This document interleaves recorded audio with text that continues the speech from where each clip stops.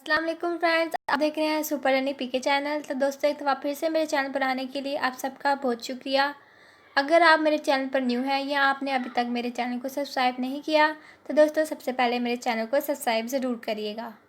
तो आज मैं आपको हमारे chapter number 6 accounting for bill of exchange की प्रॉब्लम्स या इलस्ट्रेशन जो है वो आज से स्टार्ट करने वाली हूँ।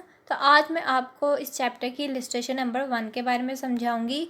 तो आइए चलते हैं इसकी इलस्ट्रेशन नंबर 1 पर, जो कि हमारे पास लिखा हुआ है A sold goods to B value 10,000 on credit basis on 1 January 2015।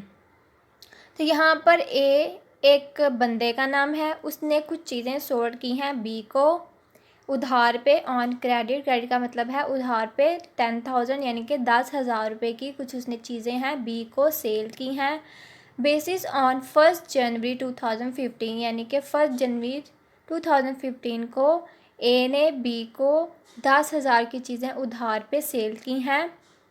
On the same date A due a bill of exchange on B for 10,000 at 3 months. उसी डेट पर ए ने क्या किया है, बिल ऑफ एक्सचेंज एक लिख दिया है बी पर 10,000 का 3 माह के लिए, यानी कि 3 माह बाद ए को बी से पैसे मिलेंगे 10,000 रुपये। It was accepted by B, यानी कि बी ने उस बिल को एक्सेप्ट कर लिया है। एक्सेप्ट कैसे किया है कि उसने बिल ऑफ एक्सचेंज पर अपने साइन कर दिए हैं। एंड रिटर्न टू ए, और ए को वापस कर दिया, यानी कि 3 माह तक वो जो बिल ऑफ एक्सचेंज है वो ए के पास ही रहेगा, सलामत रहता है, वो उनके पास महफूज रहता है। On maturity be honoured his acceptance. On maturity का मतलब होता है यानी कि उसने जो 3 माह का टाइम दिया था, जब 3 माह गुजर जाते हैं तो उसको हम कहते हैं कि ऑन मेच्योरिटी उस डेट पर बी ने उसको ऑनर कर दिया, यानी कि उसने अपनी लाइबिलिटी पे कर दी, उसने 10,000 रुपये पे कर दिए। इस क्वेश्चन की रिक्वायरमेंट क्या है हमारे पास, pass the journal entries in books of A and B. A और बी दोनों के बुक्स ऑफ अकाउंट्स में हमने एंट्री जो है वो पास करनी है। तो आइए चलते हैं सबसे पहले ए के जर्नल अकाउंट में। यहाँ पर पहले तो हम क्या करते थे, सिंपली एक ही बंदे का जर्नल अकाउंट बनाते थे, लेकिन यहाँ पर हमारे पास 2 बंदे आ गए हैं, इसीलिए हमें 2 लोगों का अलग से जर्नल अकाउंट बनाना होता है। तो सबसे पहले हम यहाँ पर ए का जर्नल अकाउंट बनाएंगे। 1 January B account debit to sales account credit. ये कैसे हुआ है, तो चूँकि ए का जर्नल अकाउंट बना रहे थे तो इसीलिए यहाँ पर अभी हम सिर्फ एक की तरफ से देखेंगे कि उसकी क्या लायबिलिटीज़ हैं या फिर उसकी कौन सी रिसीवेबल्स हैं, उसकी एसेट्स क्या हैं, उसके एक्सपेंसेस वगैरह, हम ये सब ए के पॉइंट ऑफ व्यू से देखेंगे। तो ए ने चूँकि उधार पे चीज़ें सेल की हैं, उधार पे दी हैं, तो इसका मतलब है जो उसका अकाउंट रिसीवेबल एसेट में इजाफा हो गया है वो डेबिट होगा।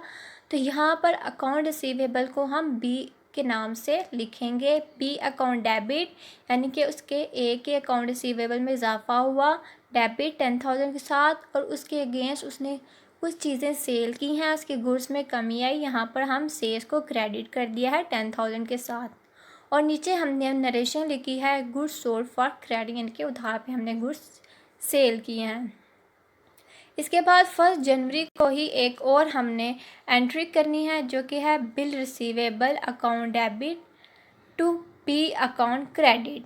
यहाँ पर ये क्या होता है कि चूँकि बी ने बिल को एक्सेप्ट कर लिया था, इसीलिए बिल रिसीवेबल अकाउंट के नाम से हमारा डेबिट हो गया है, रिसीवेबल्स में इजाफा हुआ है, और बी अकाउंट क्रेडिट हो गया है, बी अकाउंट क्रेडिट 10,000 के साथ। और नीचे हमने नरेशन लिखी है एक्सेप्टेंस रिसीव फ्रॉम बी, यानी कि हमें बी ने इस पर साइन कर दिए थे, तो हमें ये पता लग गया है कि बी ने बिल ऑफ एक्सचेंज को एक्सेप्ट कर लिया है।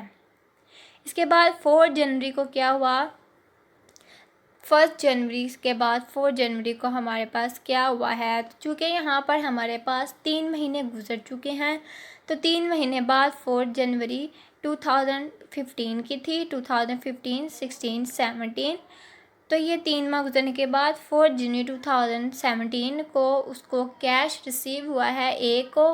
तो cash account debit to bill receivable account credit, bill receivable उतनी उसकी रिसीवेबल जो हैं वो कम हो गई हैं, 10,000 के साथ डेबिट और 10,000 के साथ क्रेडिट। और नीचे हमने नरेशन लिखी है acceptance received in cash on presentation, यानी कि हमें जो एक्सेप्टेंस रिसीव हुआ था वो हमें ऑन मैच्योरिटी डेट पर जब उसने वो बिल उसको प्रेजेंट करवाया था बी को, तो बी ने पैसे दे दिए थे हमें 10,000 रुपीज़।